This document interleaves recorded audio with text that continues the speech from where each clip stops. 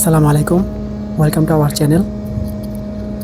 আজকে আপনাদেরকে একটি পাথরের জাহাজের কিভাবে পাথর খালাস করা হয় মাদার ভেসেল থেকে লাইটার ভেসেল মানে ছোট জাহাজে, সেটা দেখাবো এবং বর্ণনা করব। আপনারা দেখতে পাচ্ছেন একটা মাদার ভেসেল যেটি পাথর লোড করে নিয়ে এসেছিল, পাথর বা লাইমস্টোন বা চুনা পাথর। আপনারা দেখতে পাচ্ছেন জাহাজের হ্যাচ থেকে একটি হলুদ কালারের জিনিস, যেটাকে আমরা গ্রেপ বলবো, তাতে করে পাথর নেওয়া হয়েছে এবং এখন সেই পাথর নিয়ে রাখা হবে লাইটার ভেসেলে।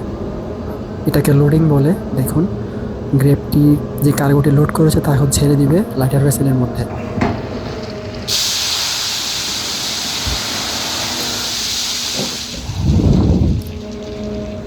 এভাবে করে মাদার ভেসেল থেকে বহিনঙ্গর, চট্টগ্রামের বহিনঙ্গর বা আউটার অ্যাঙ্করেজে মালামাল খালাস করা হয়।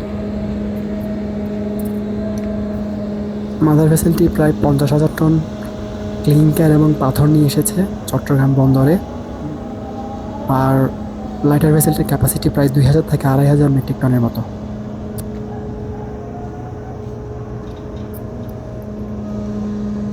লাইটার ভেসেলের ক্রু অফিসার ওরা রয়েছে, তারা তাদের দায়িত্ব পালন করছেন এবং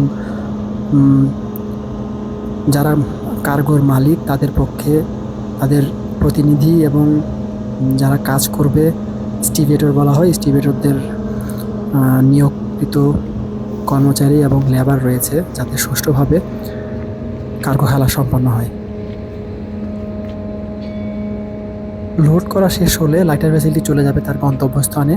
সেই গন্তব্যস্থানে কী হয় সেটার জন্য আপনারা আশা করি আমাদের পরবর্তী ভিডিও আমাদের সাথে থাকবেন, সেখানে আমরা সেটা আপনাদের বুঝিয়ে দেব।